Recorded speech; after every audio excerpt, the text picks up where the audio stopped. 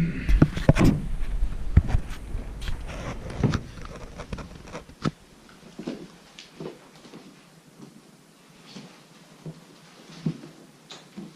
Dharma, incomparably profound and infinitely subtle, is always encountered yet rarely perceived. Now we see, hear, receive, and maintain this. May we all realize the Tathagata's true meaning. The Dharma, incomparably profound and infinitely subtle, is always encountered yet rarely perceived. Now we see, hear, receive, and maintain this. May we all realize the Tathagata's true meaning. The Dharma, incomparably profound and infinitely subtle, is always encountered yet rarely perceived. Now we see, hear, receive, and maintain this. May we all realize the Tathagata's true meaning.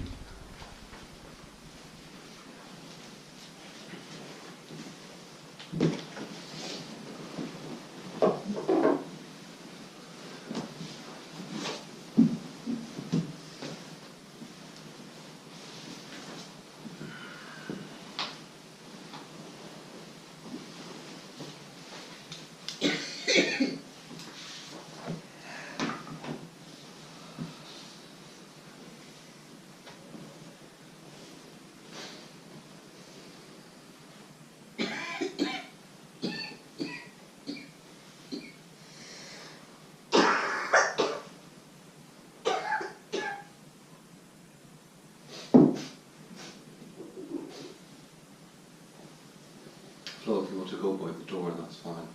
If you want to sit beside it, bring your zafu. Go on over there. And you can sit outside with the door open if you want, as you need.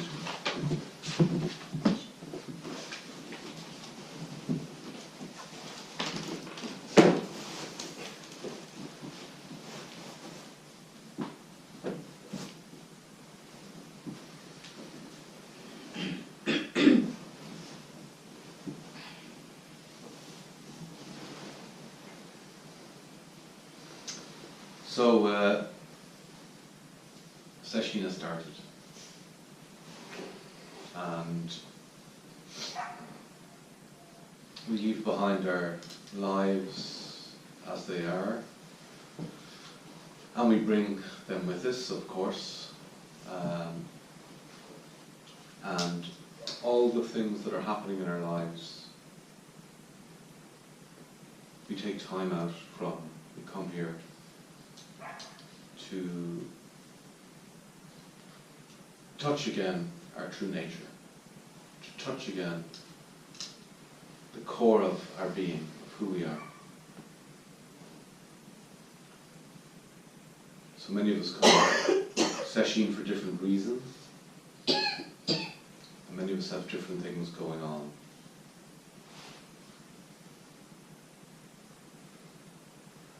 And I hope that you all find some kind of resolution or peace in the next week with what's happening. And that you sit with it with a non-discriminating mind. Without judgment, for or against. The mind of Buddha.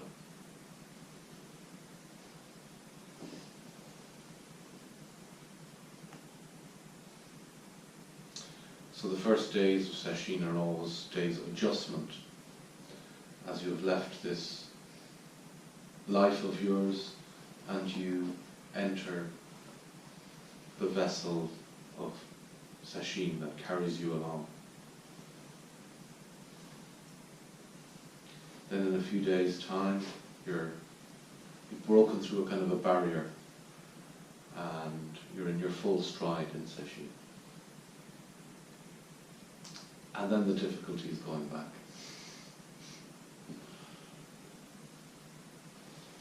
You don't believe me now, but it's true. The transition to go back.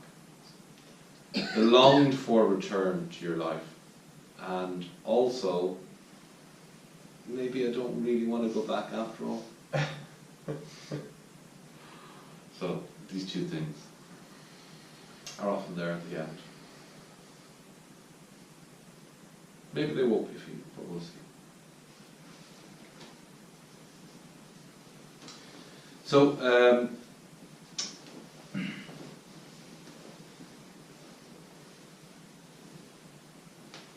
the text that we're sitting with in our Dharma talks in Teisho over the next week are, well, there's one text, the Platform Sutra, by the 6th Patriarch of Zen. So I'm going to use that as our setting off point.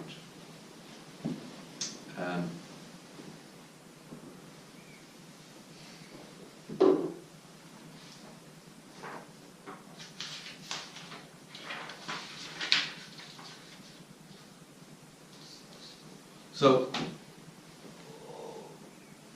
the 6th Patriarch of Zen, Weinon, or Ino as he's called in Japanese, was born in the 600s in China, and he died in 713. And Weinon is a seminal figure in Zen history. The Zen that we have comes from Weinon. And the 5 houses of Zen, including the 2 big ones, Rinzai and Soto, they all come from Weinon's ancestry. We all trace our roots back to Weinon. Born in 638. So,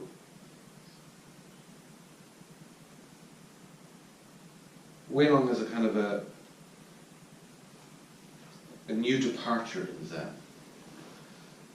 Early Chan in China comes to an end with Weinon. And classical Chan is really from Weinon afterwards, up until the Song dynasty, which included Dogen's lifetime.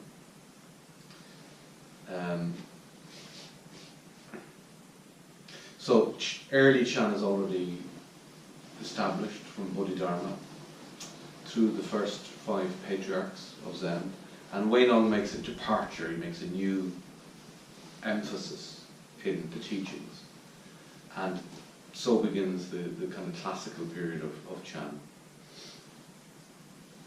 So it's as a text, it's a pivotal text within the history of Zen.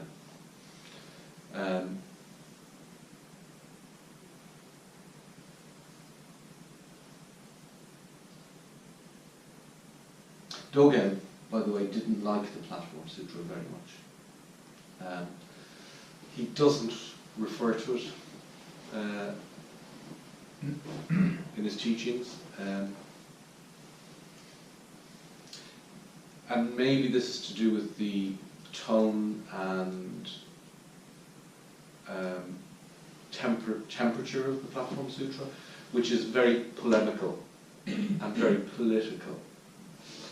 And also because the version of the Platform Sutra that we have available to us now is not the one really that was available to earlier generations.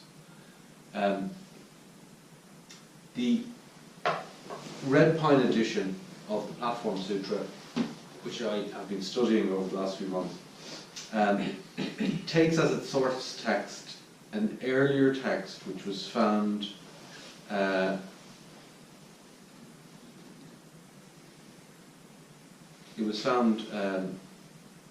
in the 19th century, start of the 19th century, really in the 1920s,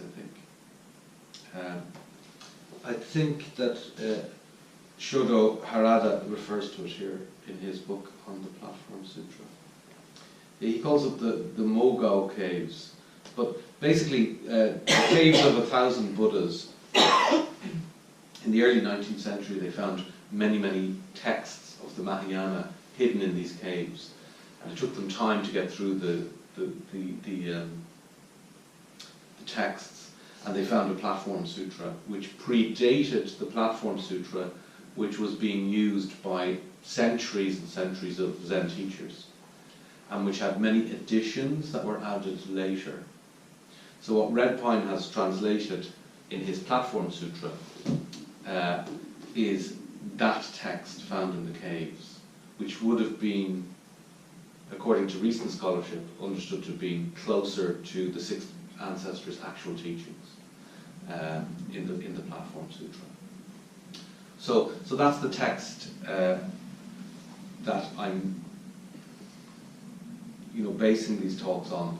But of course, much of the tradition is based on the extended text.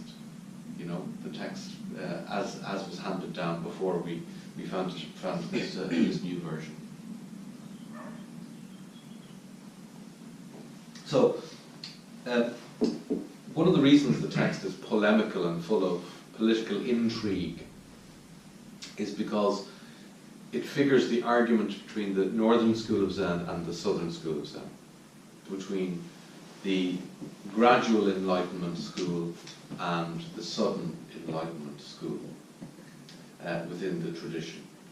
And there are two famous poems which figure in the text, which kind of sum up these approaches to the practice of Zen. So let's just look a little bit at the text itself and talk a little bit about Weinon himself.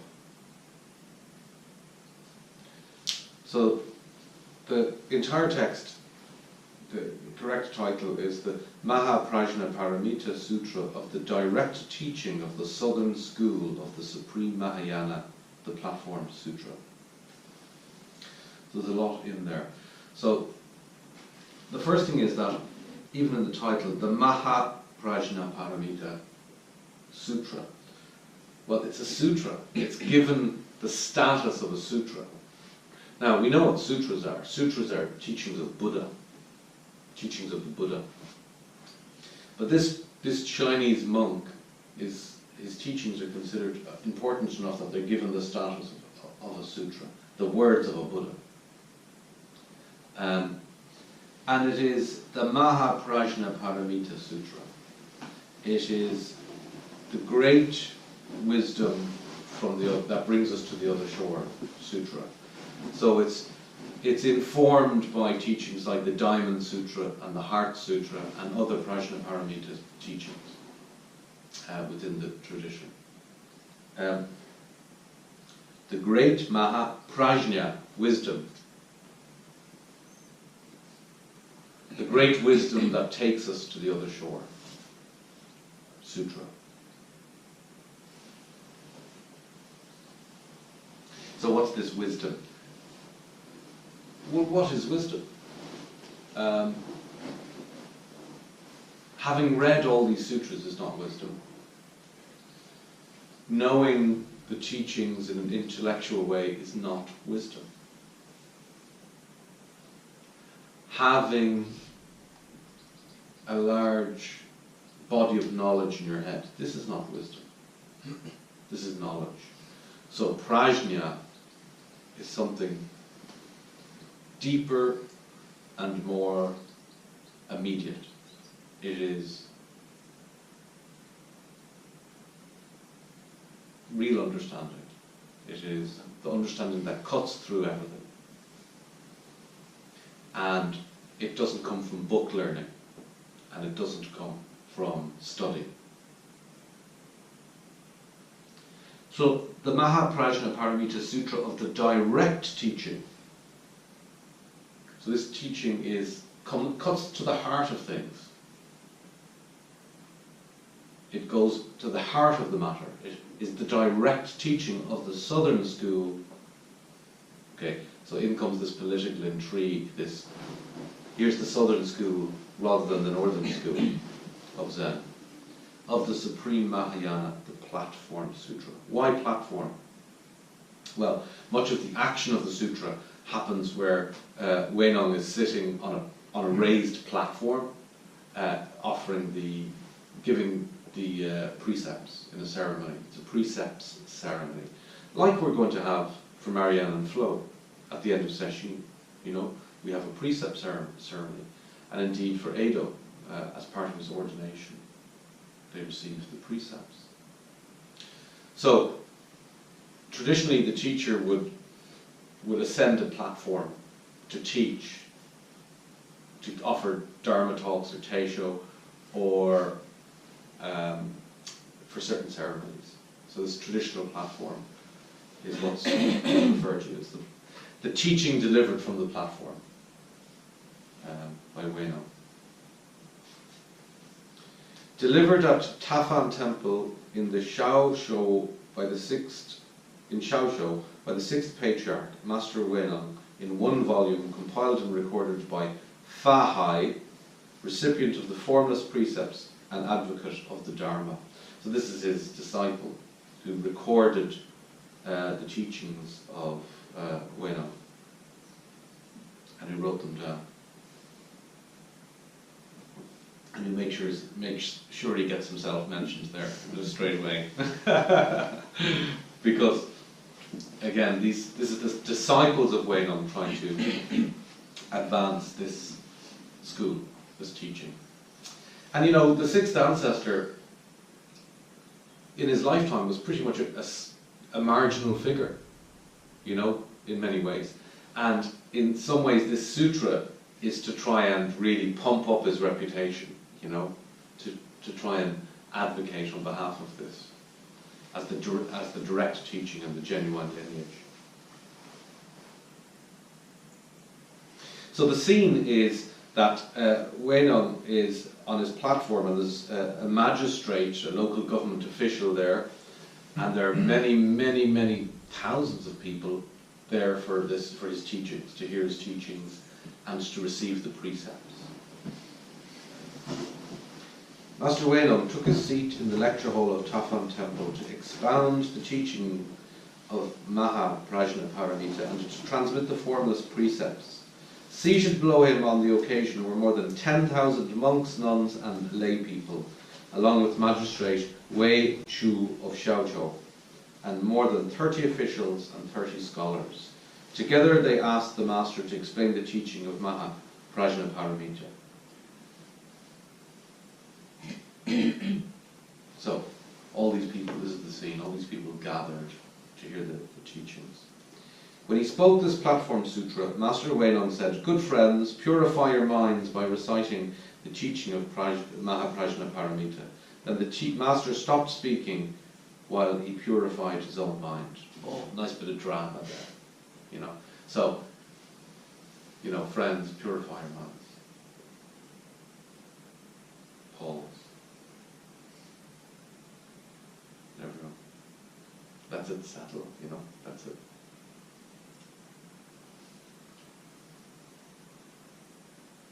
Now, okay. So, this is Master Wenong. After a long time he spoke again. "Good friends, please listen." And he tells his story, his autobiography. And essentially, this is the story of a poor young man from the backwaters of China, of southern China. Someone who gathered and sold firewood as a living, a woodcutter. Someone whose father died, whose father once had an important job in a big regional capital, but somehow was disgraced and put into exile, and who died when Wenong was quite young. And Wenong has to support himself and his mother by collecting firewood and selling it. It's a bit of a, you know, echo here of Dogen, you know, losing your parents young, and the way this affects the life of the teacher a lot. But a very different story to Shakyamuni Buddha. This is the other side of the, you know, Shakyamuni is a riches to rags story, you know, and this is a rags to rags story, I suppose. So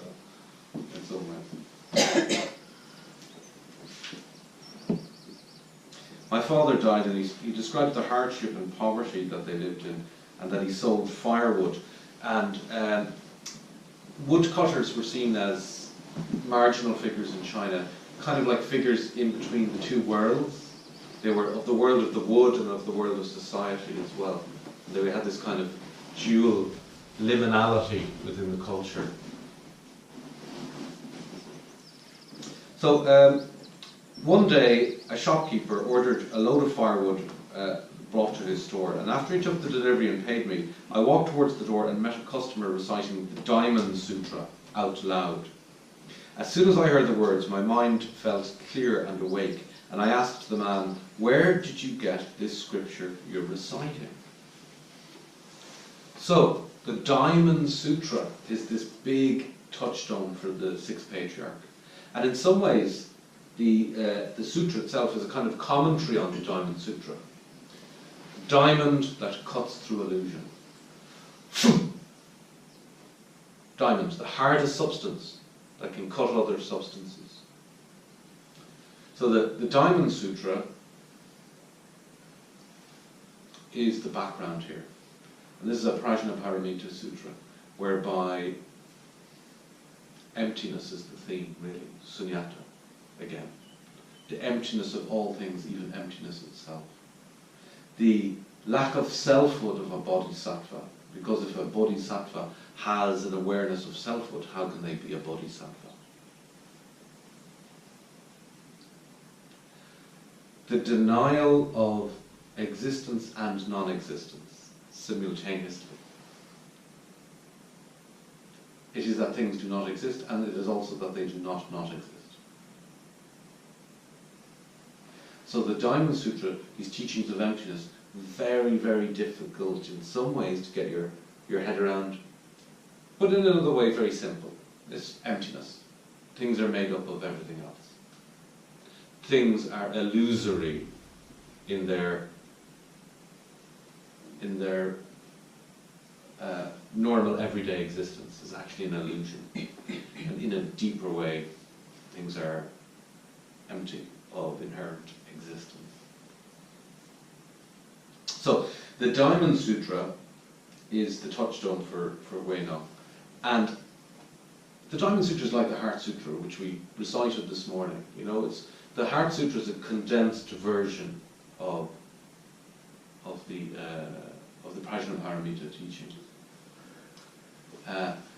That all things are empty, even the teachings are empty of inherent existence. And maybe at the next session we'll look closer at the Heart Sutra and the Diamond Sutra as an exploration. So the Diamond Sutra is important because up until now it's the Lankavatara Sutra, which is seen as the main sutra for the Zen tradition. And this is the sutra that Bodhidharma gives to Ika at his transmission, and says to the second patriarch of Chinese Zen, everything you need to know is in this sutra. The Lankavatara Sutra. Everything you need to know is in that. So from Huineng on, the emphasis is, the core text is rather the Diamond Sutra within the Chan tradition. This emphasis more on sunyata and emptiness in Prajnaparamita teachings, rather than the Yogacara teachings of the Lankavatara. The kind of Yogacara is the mind-only teachings of the Lankavatara Sutra.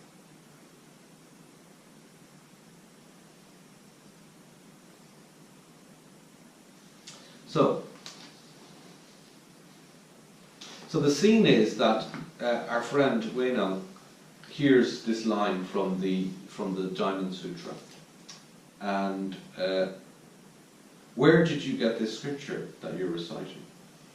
He says, and he's led towards the fifth patriarch, Master Wenja, and he says, I have to go to this teacher and be taught by this teacher. So he makes his way to the temple of the fifth patriarch. And he comes to see the master. Master Wenjun asked him, "Where are you from?" When the sixth patriarch comes in. Now, like a typical Zen question, where are you from? In Zen, isn't where are you from usually. Where are you from? I'm from Dublin. Where are you from? I'm from Cork. And usually when a Zen master asks a question like, "Where are you from?" the first question answer is usually, "I'm from Cork," and then, "No, where are you from?" So, you're caught. "Where are you from? And what exactly do you hope to get from me by coming to this mountain to pay your respects?" I answered, Your disciple is from Lingnan, a commoner. The reason I came all this way to pay my respects is I want to be a Buddha. I don't want anything else." The master scoffed, "But you're from Lingnan," which is obviously a backwater, like the sticks, and a jungle rat as well. How can you possibly be a Buddha? So there's a suggestion here that he may have been from an ethnic minority within China, actually, that one of his parents may have been from an ethnic background. And Weinong says, I replied, "People come from the north or south, not their Buddha nature. The lives of this jungle rat and the masters aren't the same, but how can our Buddha nature be different?" The master now knows I'm dealing with someone special here, right? I'm dealing with an interesting character here that's walked through my door. And this is someone in their 20s, early 20s, facing this great master, and someone who is illiterate, who cannot read, and someone, who's not supposed to be educated, who comes from a crap place and is supposed to be just a waste of space, But his response is quite interesting. Therefore, the fifth patriarch takes notice.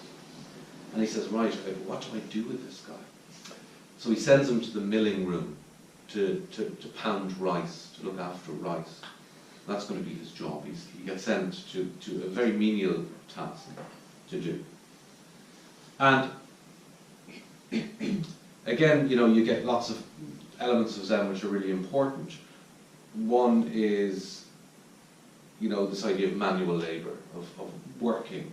And the other thing is cutting directly to the heart of the matter, as we see happening already in these exchanges. So Weinong goes to the rice room and he spends 8 months pounding rice. Doesn't do any zazen, doesn't do any meditation, any training, any ceremonies, nothing. Right? All the monks, the important monks, are up in the temple doing their zazen and their practice. And Weinong is down there pounding rice. And everyone's ignoring him. So he spends 8 months down there. Then the teacher announces that he's going to find his successor. And he wants them to write a gatha, a little verse, to display their understanding and to write it on the wall of the temple. And whoever writes the best verse will be given the robe and bowl of transmission and be named as the 6th patriarch of Zen. So this is considered to be a kind of sewn-up contest from the get-go. Shenshu is the main monk. He's the tanto, he's the head monk of the outfit, or Shuso probably. And everyone says, well, I'm not going to bother writing a verse because obviously Shenshu is going to get this transmission. So let's just, this race is over already. We're not even going to bother, so let's leave it to Shenshu. So there was a wall in the temple where scenes from the Lankavatara Sutra were to be painted, and the 5th patriarch had hired a painter to paint scenes from the Lankavatara Sutra. Lankavatara Sutra, very complicated. 3 bodies of the Buddha teachings, the 8th consciousness teachings, full of all these complicated teachings. So scenes to be painted there on the wall.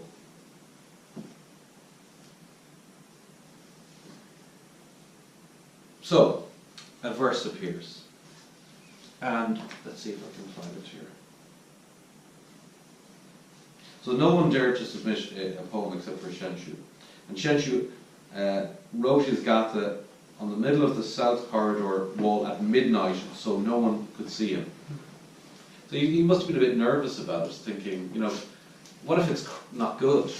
You know, then I can kind of deny that it was me that wrote it. So he did write it. And actually, we're going to write a little gatha ourselves. We're going to write some haiku this week, and Sesshin later on in the week is going to introduce us to this practice. So Shenshu held up his lantern and he wrote this: "The body is a Bodhi tree, the mind is like a standing mirror. Always try to keep it clean, don't let it gather dust." So, this is a very traditional understanding of the way of teachings. Let's see if we have a different translation here. Yeah. "Our body is the Bodhi tree, and our mind a mirror bright. Carefully we wipe them hour by hour, and let no dust alight." So, we work the mirror, we polish it, we keep it clean.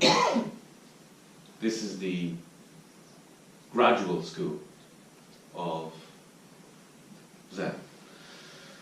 This is very, I shouldn't use the word Hinayana, but it's Theravadan, you know, it's the older school. Hinayana means lesser vehicle, which is a bit insulting to the older school. But from a traditional Mahayana point of view, that's, you know, it is concerned with less people, you know. So that older tradition is very much about, the spirit of that tradition is very much about, you know, working to cut the root of desire, perfecting the practice bit by bit. And in fact, a lot of even the Mahayana path is gradually coming through stages of perfection until after a long path you attain the way. Okay. So this is the kind of the understanding that has been in place.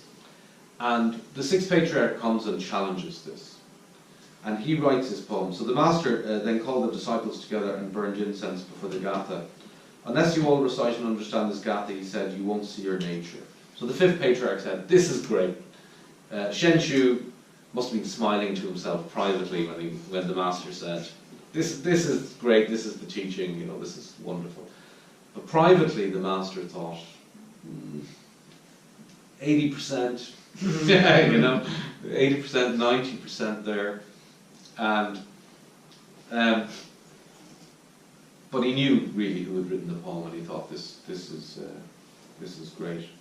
Now, months into pounding his rice down in the storehouse, Wainung hears someone talking about the gatha going by in conversation, and he said, "What's the story? What's going on?" They says, "Oh, they've been asked to write a poem. Whoever writes the best poem gets the transmission." He says, "Well, who's written a poem?" He says, "Well, Shenshu has written a poem, and this is the poem." And he's thinking to himself, "No, that isn't it. That isn't quite it."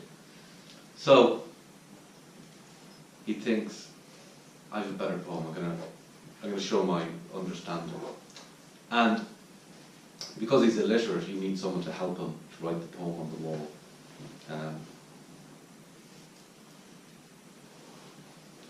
Privately, the fifth patriarch says, "This gatha of yours," says to Shenshu, "this gatha of yours shows your understanding has only reached the threshold and has not yet entered inside. Go back and write me another gatha, and if you're able to enter the door and see your nature, I will give you the robe and the dharma." And after several days, Shenshu hadn't written another verse.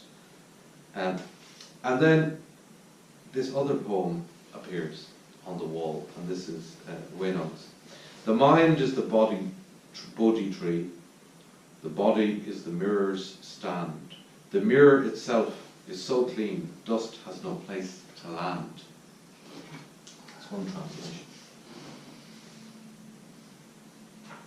So here's the other translation I'm going to read. There is no Bodhi tree, nor stand of a mirror bright, since all is void, where can the dust alight? So, emptiness, sunyata. From the beginning, there is this emptiness. And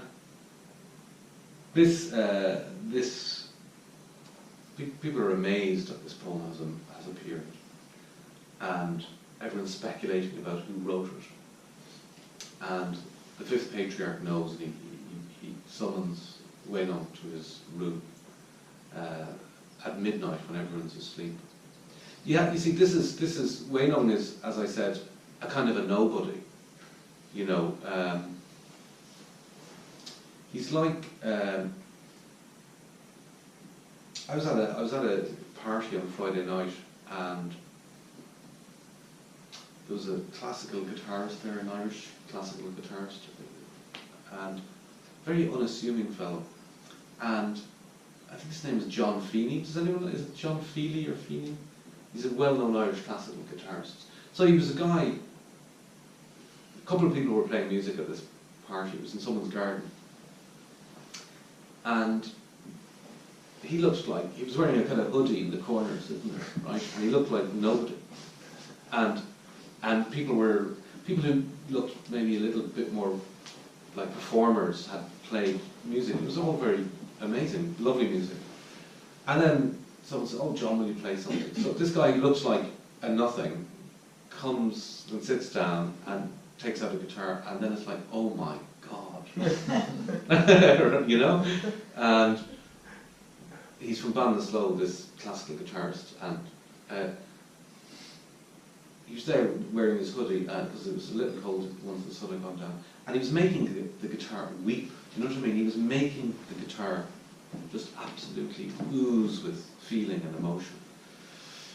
And you know, we all know people who are amazing, who are hidden in the way that bodhisattvas are. You know, our traditional understanding is, in our tradition, is when you meet somebody on the road, you presume that they are a bodhisattva, you know, in disguise, that they are kanzeon or kanon in disguise.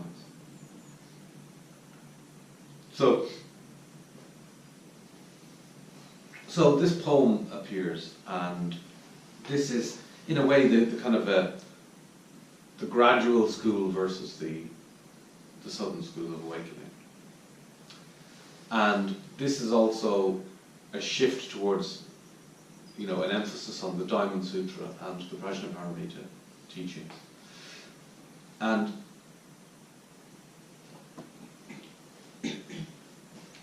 so, to conclude the story, Wenong is summoned to the master's room and is given the transmission, the robe and the bowl of the teacher, and told to get out of town. Right? Go, disappear, hide, because everyone's going to be very angry. And also, go into hiding and don't teach for many years. You know? Go into hiding and work on yourself, work on your practice. So this is the idea that there's an initial awakening, you know, there's an initial satori that needs to be just worked on a little bit, in silence and humility and in solitude, before one dares to teach. I mean, whenever anyone gives a Dharma talk, we bow first, almost as an apology that we are speaking on behalf of the tradition, you know, to seek permission in a way to say anything.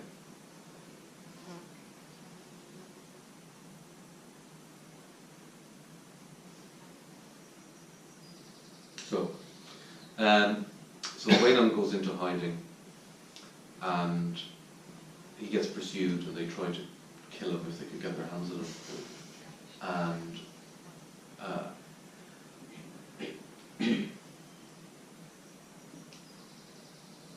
And so begins the next chapter of Zen, really, of the classical Zen tradition, Chan tradition. And this emphasis is on Buddha mind, that you already have everything you need. You already have Buddha nature within you. And Zazen itself isn't going to give you this Buddha nature. It can create the conditions for awakening, but awakening happens according to its own logic or lack of logic. It just happens. So here's someone who did no Zazen, who did no study, who becomes awakened. And very much being emphasized is the Zen approach, that it's not about sutra study, and it's not about intellectual argument. It's about waking up to the direct experience of Buddha nature. So it's more about enlightenment than nirvana. Nirvana, the final extinguishing of the flame. It's more about enlightenment in this life, in this moment. And waking up to our true nature, directly perceiving our true nature.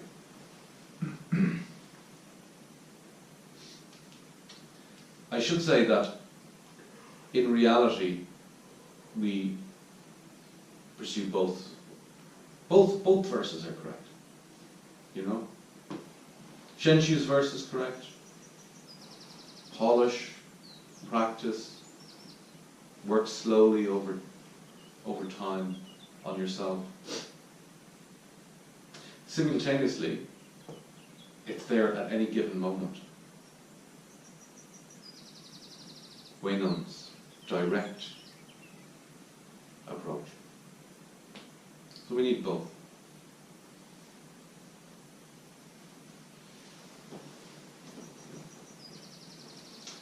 And where is that direct approach available?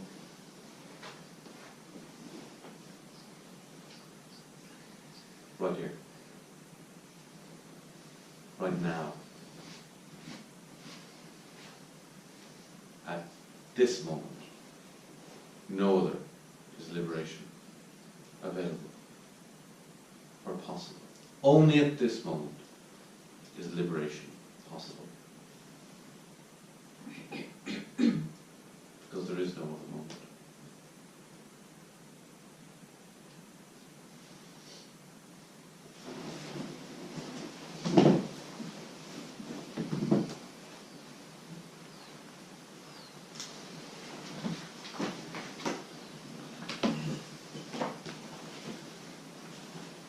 May the merits of these teachings penetrate into each thing in all places, so that we and every sentient being together may realize the Buddha way.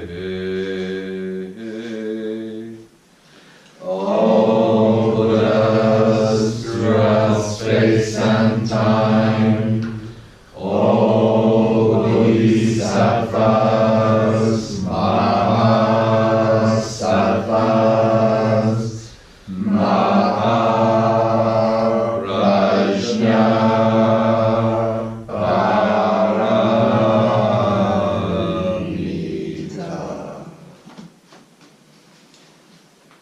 outdoor Kinyan.